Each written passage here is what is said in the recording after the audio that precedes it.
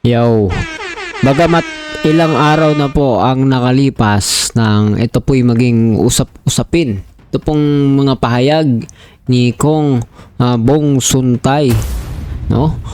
Na pambabastos sa isang actress. At kung yan nga ay titignan po natin, ito po'y pinangalanan pa talaga no? Ann Curtis ng ABS-CBN, no? Tignan po natin kung ano po yung mga ilan sa mga bagay baka hindi pa alam ng iba dito. Maging asawa po nito ni Kong hindi sangayon sa kanyang ginawa. Pero ano po ba ang makikita pa natin dito? Lahat yan sa video na to ay pag-uusapan natin yan. Pero kung di ka pa nakasubscribe ay hit the subscribe button and notification bell para updated ka palagi sa mga videos nating parating. So yun na nga, let's go.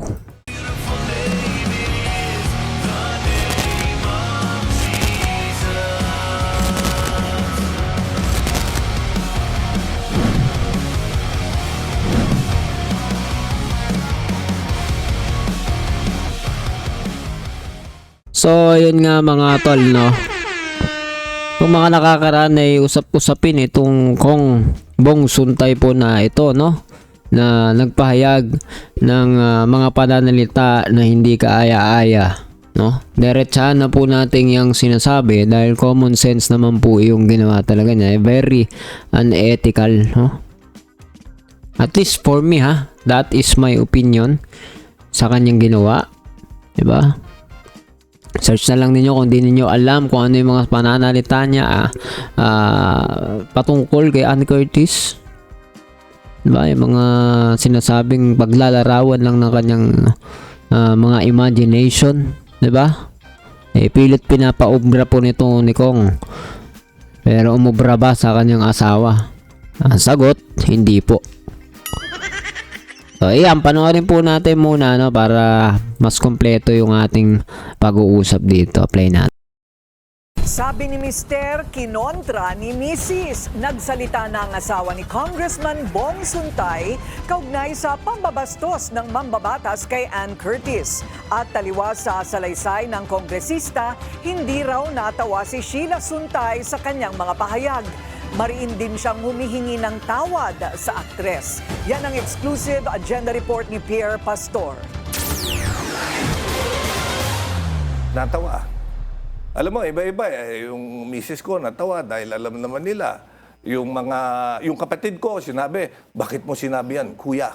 Depende sa sa konteksto. Yung mga kaibigan kong lalaki, nung nag-viral, sabi, idol kita talaga. It depends on how people appreciate it. Sa panayam sa Politico Nightly ng Billionaire News Channel, sinabi ni Congressman Bong Suntay na naging magaan ang pagtanggap ng kanyang asawa sa bastos na pahayag niya tungkol kay Ann Curtis. Pero sa exclusive na pahayag ni Mrs. Sheila Suntay sa Billionaire News Channel, mariing pinabulaanan niya ito. Giit din niya, hindi siya at kanilang mga anak sumasang-ayon sa ginawa ng kanyang asawa at hindi raw siya natawa. Humingi rin siya ng tawad kay Ann Curtis. Anya, no woman should ever be spoken about that way and that she stands with the actress. Pakiusap din ni Sheila, wag nang idamay sa issue ang kanyang mga anak, nais na lang daw nilang manatiling pribado. Sa Politico Nightly, sinabi pa ni Congressman Suntay, imbis na pag-usapan ang kanyang sinabi tungkol kay Curtis, mas dapat pagtuunan daw ang mga mas mahalagang bagay gaya ng ekonomiya at ang impeachment ni VP Sara. And let's focus on what is important. Let's focus on yung problema ng... Dito sa part na papasok muna tayo mga tol, no? Kitang-kita po dito yung parang para sa akin tila pagmamatigas ito no? Pagmamatigas ito sa kanyang pananaw sa kung anong bastos at hindi, no? Ikaw ba naman magsalita ka sa publiko? Ikaw ay public official, diba? Serbante ka ng publiko. Nagtatrabaho ka. Ine-expect ka na ikaw ay maayos ang iyong kaisipan.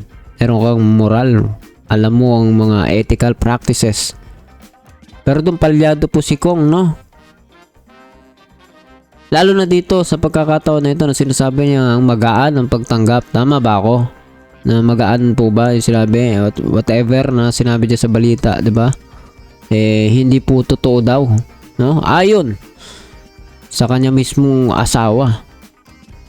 Ayon po dito sa nakikita po natin sa balita ngayon. So pinabubulaanan po yung mga claim ni Kong na asawa niya natawa. 'Di ba? Yung ibang mga kaibigan niya sabi idol daw talaga siya. 'Di ba? Sobra na 'yon, sobra na. Parang isipin mo nang nilabas mo yung kamanyakan mo, 'di ba? Tapos sinabi pa ng mga tropa mo, idol talaga kita. Ganun po 'yan. At least ayon sa akin pananaw, tama naman siya dun sa part na iba-iba ang mga tao. Kung ang mga tao yung ma-agree sa'yo, yung naniniwala ko, delikado, no? Walang moral na pundasyon yung kanilang mga ginagawa, no? Lalo na to, pampublikong trabaho yung mo. Pagtatrabaho mo ay para sa publiko, at least expected ka doon. 'Di ba? Ang karapatan pa lang ng babae, no? Women's right. Tila. No? Tila yung mo, ibinababa mo yung value ng kababaihan sa iyong paglalarawan ng iyong pagpapantasya, no? Kung nagawa mo kay Ann Curtis, how come yung mga maliliit na tao pa, no? Sabihin na natin yung mga hindi kilalang tao, diba? Mga simpleng tao, diba? Kung may posisyon ka sa gobyerno, diba? Tapos nagagawa mo magsalita ng ganun sa artista, paano pa kaya yung mga simpleng mamamayan, diba? Paano mo sila itrato?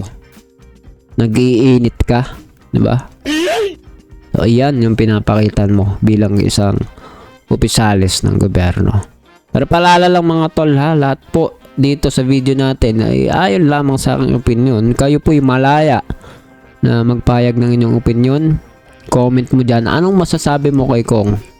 No, parang nahuli, no? Nahuli ang kanyang mga salita ay pinabubulaanan. Sabi niya, natawa pa ang asawa. Sabi ng asawa mismo ay hindi natawa. Tignan pa nga po natin, no? Bago tayo magpaalam, tapusin natin yung balita. Ang bansa, mas magkakaroon pa ng problema. You know, GDP is what? 4.2%. It's going down. Direct foreign investment is very low. So may segue. Oil prices, fuel prices will definitely go up. We don't know how long because gera ito. Pinag-uusapan namin is paano i-impeach si BP Sara knowing na 2 taon na lang.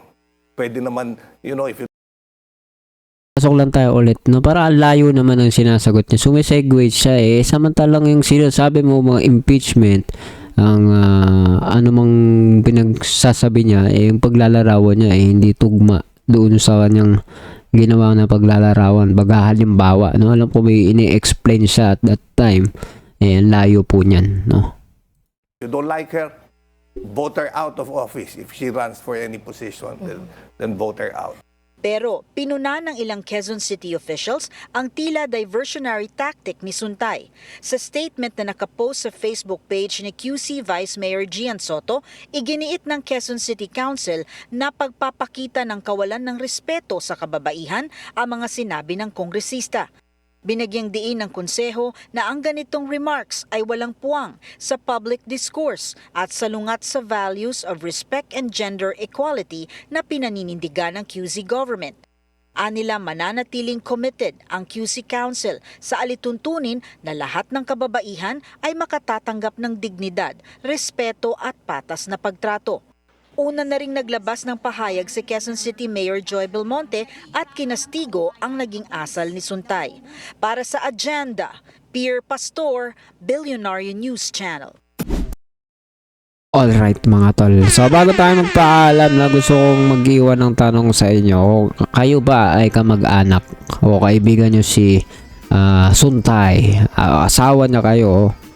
Susuportahan nyo ba itong tao po na ito sa kanyang mga pinaglalabang adhikain, no?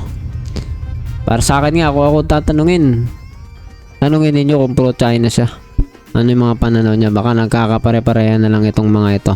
Kagaya ng ibang mga senador dyan na nagtatraidor sa bansa, nagpapagulo lang ng mga proseso ng ating gobyerno. May impeachment trial, ang daming pa-segue, no? Lumilihis lang at masyadong malayo na po yan. Walang naitutulong. So ikaw, anong masasabi mo dito sa video na ito? Comment down below. Masabi mo kay Kong Suntay dito, no? Tama ba? Kongresista na nagpahayag ng kabastusan, no? Dito sa artistang si Ann Curtis. Anong masasabi mo riyan, no? Comment down below. Pag-usapan natin yan sa comment section. And please, do not forget to hit the subscribe button and notification bell para updated ka palagi sa mga videos natin parating. At syempre, para makasali sa ating monthly raffle ay mag-comment ka lang ng iyong pangalan dyan. Nagyan mo ng heart emoji at pasok ka na para sa ating monthly raffle. Every time na madagdagan ng ating channel ng 100 subscriber ay pipili tayo ng isang viewer dyan. See you ulit sa susunod na video.